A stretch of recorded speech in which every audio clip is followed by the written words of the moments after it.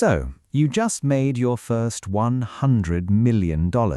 The account clears. The world is technically yours now. You could walk into any dealership tomorrow and drive out in a Bugatti, a Rolls-Royce, a McLaren, whatever you want, whatever color you want, paid in cash before lunch. So here's the strange part. The richest people on Earth, the ones who could actually do that, mostly don't. Warren Buffett, worth over $140 billion, drives a Cadillac with dents in it from a hailstorm. And that is not an accident. That is the whole secret. Today, we're looking at what the truly wealthy drive when nobody's filming, and why the car in the driveway tells you almost nothing about the money in the bank. Let's start with the garage, because real wealth, it turns out, comes in about 3 flavors. The first is the beta, not affordable, old. Jeff Bezos, after Amazon made him a billionaire on paper, kept driving a 1997 Honda Accord. A reporter asked him about it on camera, and he just shrugged and said it was a perfectly good car. He was worth around $8 billion at the time. Before the Accord, a 1987 Chevy Blazer. The second flavor is the sensible sedan, the car that costs about as much as a decent vacation and vanishes in traffic.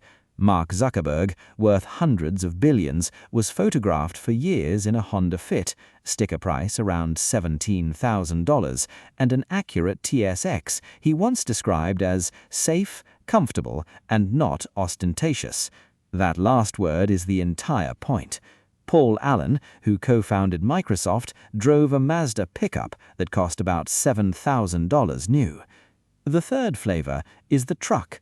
Sam Walton, who built Walmart into the largest company on the planet, drove a beat-up Ford pickup until the day he died. His son Jim drives a Dodge Dakota. Old money, as it happens, likes a truck's bed. Now, why? Why would someone who could buy the entire dealership choose the cheapest thing on the lot? Here's the uncomfortable answer. A flashy car is a signal, and signals are for people who still need to send them. When you've actually arrived, when the money is simply a fact of your life, like the weather, you stop needing to prove it to strangers at a red light. The Ferrari screams, "Look what I can afford." The dented Cadillac says nothing at all, which is exactly what its owner wants. Researchers even have a name for this state: terminal wealth. You've reached the end of the game. There's no one left to impress because everyone who matters already knows. But this isn't only about ego. It's about math, and the wealthy are very, very good at math. A luxury car is not an asset. It's a bonfire you park in your driveway. Some high-end models lose more than 70% of their value in 5 years. The average new car in America now costs close to $50,000, and the second you drive it off the lot, a chunk of that money is simply gone. But here's the number that separates the rich from the rich-looking. According to the research behind The Millionaire Next Door, the average person spends around 30% of their net worth on their vehicles. The average millionaire spends about 1%. Read that again. 30% versus 1%. It gets worse for the show-offs. A study by Experian found that 61% of households earning over $250,000 a year don't even drive a luxury brand. They drive Hondas, Toyotas, and Fords. The person who looks broke is very often the one who's actually wealthy, and the person in the leased German sedan very often the one drowning. So where does the money go instead? This is the part nobody teaches you. Every dollar the wealthy don't set on fire in a car, they point at something that grows. $90,000 spent on a luxury SUV is $90,000 that'll be worth maybe $25,000 in 5 years. That same $90,000 invested at a modest return doesn't shrink. It roughly doubles over a decade and doubles again after that. The rich person and the fake rich person can earn the exact same salary. The entire difference is what they do with it. One buys the appearance of wealth, the other buys wealth itself. And here's the quiet payoff that never shows up on a spreadsheet. The man in the paid-off Honda owes nothing to anyone. No payment, no anxiety, no performance. That calm, the freedom of not needing to look rich, is the actual luxury. It's the thing the Lamborghini was only ever pretending to sell you. Nobody embodies this better than Warren Buffett. He's one of the richest humans who has ever lived, and he still lives in the same Omaha house he bought in 1958 for $31,500. His last car, before the dented one, he drove for 8 years and put only 19,000 miles on.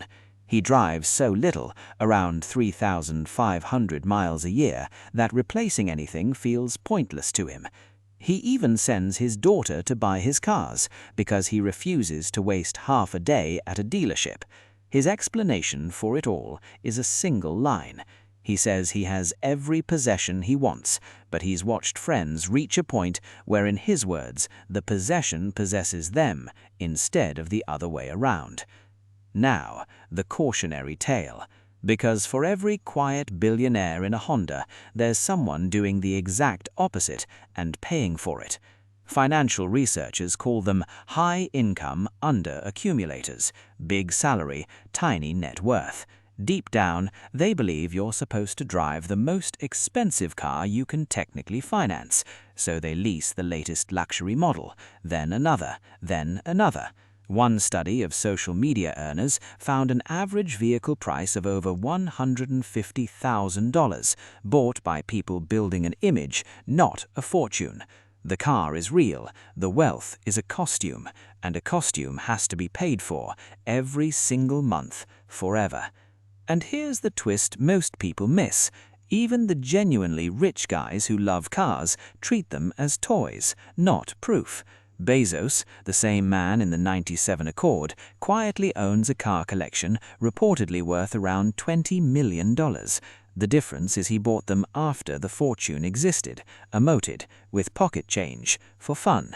He never needed them to feel rich. That's the line.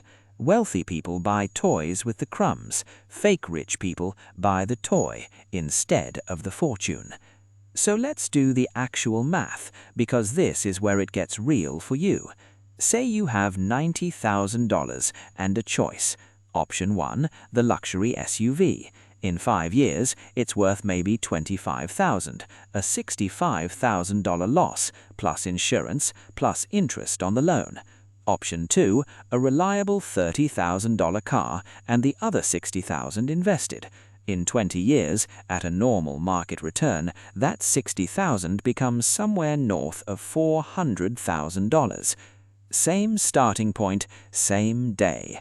One person ends with a rusted-out status symbol, the other ends with nearly $500,000 and a car that still starts every morning. That gap isn't luck, it's just a series of deeply unglamorous decisions repeated for 20 years. So the next time you see a dented old sedan idling at a stoplight, don't assume anything. The loudest car on the road is almost never owned by the richest person on it. Real wealth doesn't shout.